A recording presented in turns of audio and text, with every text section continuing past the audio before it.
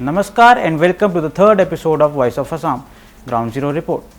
Today we will focus on the Nalbari district in Assam, which is located on the northern side of the mighty Brahmaputra river. The history of the Nalbari is connected with King Jarasandh and Bhagwan Krishna. The Nalbari region was once under the Asuras, Danvas, Varmanas, Palas, Bhuans, Koch, Tai Ahoms, Mughals, etc. Nalbari is also known as the Navdvipa of Assam. This region was once the hub of the activities of Haridatta and Biridatta, the famous revolutionary heroes of the last days of Tai Ahoms. The story of Kumedan Bangal and Padma Kumari, daughter of Haridatta, still echoes this area. The entire district is situated at the plains of Brahmaputra Valley, the tributaries of Brahmaputra, Nona, Paglodia, Borolia and Tihu that originate from the foothills of the Himalayan range and are wild in nature and have enormous contribution towards the agrarian economy of the district. Also, it is a well-known fact that being close to the Brahmaputra, Nalbari is highly affected with floods. The BJP government, which is in the power here, has somehow been unable to resolve the legacy problems of proper roads and unemployment.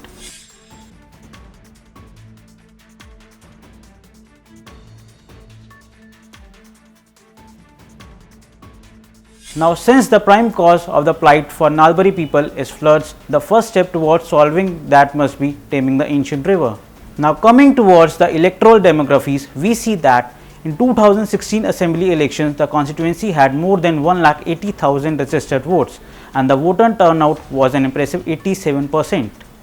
This year, the assembly constituency will go to the polls in the second phase of the assembly elections on April 1. Looking at the graph, our research and survey reports shows that Nalbari and other prominent problems as well, such as lack of good healthcare, basic infrastructure, education opportunities, but the most people our team spoke with told the roads being their top priority. Let's have a look at what the Janta has got to tell our reporters. আপোনাৰ মতে আপোনাৰ জিলাত কোনটো দল শক্তিশালী বুলি ভাবে বৰ্তমান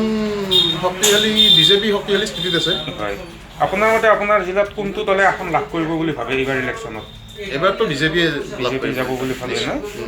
যদি আপুনি এটা দলক শক্তিশালী বুলি কয় তাৰ কাৰণটো কি যিটো ধৰক এতিয়া আপুনি বিজেপি বুলি ক'লে বিজেপি শক্তিশালী হোৱাৰ কাৰণটো কি বুলি ভাবে তাৰ কাৰণ যোৱা 5 বছৰত যিখিনি তাৰমানে উন্নয়নৰ কাম কৰিছে আমাৰ সমষ্টিত গোটেইখিনি গোটেই নলবাৰী ডিষ্ট্ৰিক্টত তো তাক লৈ পেলাই মানুহখিনি অলপ বিজেপিৰ প্ৰতি বেছি হৈ আছে আচ্ছা আপোনাৰ জিলাৰ প্ৰধান ৰাজনৈতিক সমস্যাটো কি প্ৰধান ৰাজনৈতিক সমস্যা বুলি ক'লে সমস্যাটো যথেষ্টখিনি আছে কিন্তু তাৰ ভিতৰতো যথেষ্টখিনি আছে আমাৰ নিবনুৱা সমস্যা আছে নাইবা ৰাস্তা ঘাট কিছুমান এতিয়াও কিছুমান ৰাস্তা ভিতৰৰ সৰু ৰাস্তাবিলাক সব পকা হৈছে কিন্তু মূল ৰাস্তাবিলাক অলপমান বহল কৰিব লগা আছে তেনেকুৱা ধৰণৰ বিভিন্ন ধৰণৰ সমস্যা আছে আচ্ছা আপুনি সুখী হোৱা বিজেপিৰ বৰ্তমানলৈকে প্ৰধান কামটো কি বুলি ভাবে প্ৰধান কামৰ ভিতৰত প্ৰথম কথাটো ৰাস্তা ঘাটবিলাক যথেষ্টখিনি ভিতৰুৱা ৰাস্তাবিলাক উন্নত হৈছে যাতায়াতৰ ব্যৱস্থাখিনি সুচল হৈছে তাৰোপৰি যদি চাওঁ আমি তাৰমানে নতুন প্ৰজন্মক এটা নিজৰ তাৰমানে চাকৰিৰ ওপৰত ভৰসা নকৰি পেলাই স্বনিৰ্ভৰশীল হ'বৰ কাৰণে যিখিনি তাৰমানে উৎসাহ যোগাই আছে সেইখিনি আৰু লাগিব যথেষ্টখিনি লাগিব কিন্তু সেইখিনি বহুত ভাল কাম কৰিছে এইটো আচ্ছা আপুনি সুখী হোৱা মোদী চৰকাৰৰ মানে আমাৰ চেণ্ট্ৰেলৰ যিটো মানে চৰকাৰ চেণ্ট্ৰেলৰ তেওঁলোকৰ সুখী হোৱা আপোনাৰ মতে প্ৰধান কামটো তেওঁলোকৰ আপুনি সুখী হোৱা প্ৰধান কামটো হৈছে আমাৰ যিটো প্ৰতিৰক্ষা ব্যৱস্থাটোক ইমানখিনি উন্নত কৰিছে আৰু যিখিনি বাহিৰৰ দেশবিলাকৰ লগত যিটো যোগাযোগ সেই যোগাযোগটো ইমান উন্নত কৰিছে তো যাৰ ফলত আৰু যদি কিছু বছৰ ধৈৰ্য ধৰা যায় নিশ্চয় আমাৰ এটা ভাল দিন এটা আহিব ভাল ফল পাম বুলি মই আশা কৰোঁ আৰু লগতে বাকী যিখিনি আছে আপোনাৰ যিবিলাক আমাৰ আইন আহিছে এটা ভাল আইন তাৰোপৰি 3 তালাক উঠালে 370 উঠালে আৰু কিছুমান আছে সেইখিনিৰ ওপৰত যদি কাম কৰে তেনেহ'লে নিশ্চয় বহুত ভাল হ'ব আপোনাৰ মতে আপোনাৰ জিলাত কোনটো দল বেছি শক্তিশালী বুলি ভাবে বৰ্তমান মোৰ মতে বিজেপি দলটোৱে চন্দ্ৰমোহন পাটোৱাৰী আমাৰ দলৰ শক্তিশালী বুলি ভাবে না আচ্ছা এইবাৰ আপুনি আপোনাৰ জিলাত কোনটো দলে আসন লাভ কৰিব বুলি ভাবে মোৰ মতে বিজেপি দলেই পাব না আচ্ছা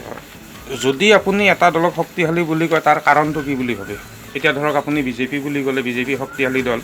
আচ্ছা তাৰ কাৰণটো কি বুলি ক'ব ভাবে আপুনি আগতেতো এজিপি গৈছিল কংগ্ৰেছ আছিল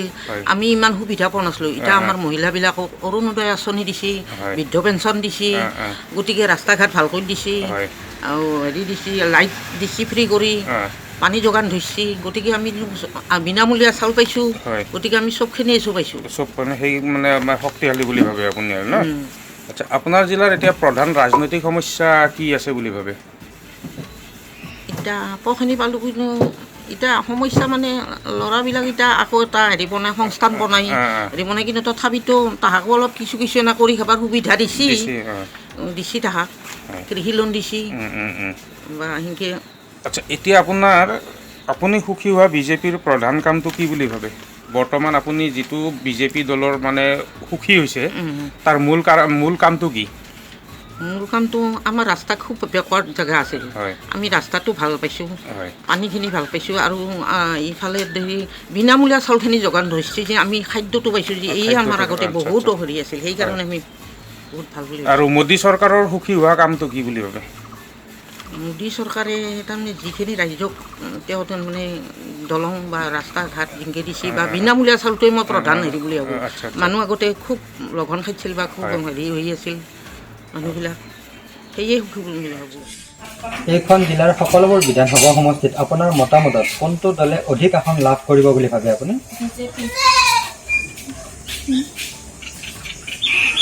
কৈ থাকক যদি আপুনি এটা দলক শক্তিশালী বুলি কয় এইটো কিয় শক্তিশালী কাৰণটো কি হয় আঁচনিবিলাক দি আছে হয় আৰু কিবা ক'ব নেকি হয় আপোনাৰ জিলাখনত প্ৰধান ৰাজনৈতিক সমস্যাবোৰ কি হয়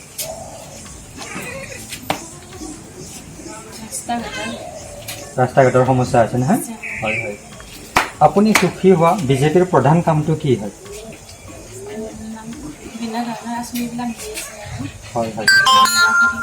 হয় হয় আপুনি সুখী হোৱা মোদী চৰকাৰৰ প্ৰধান কামটো কি বিনামূল্যে চাউল আৰু কিবা ক'ব নেকি Now diving deeper into the details, we see that there are 3 assembly constituencies in the district, Nalbari, Barkhetri and Dharmapur. The BJP won all 3 seats in 2016. Ashok Sharma, Narayan Deka and Chandra Mohan won from Nalbari, Barkhetri and Dharmapur respectively.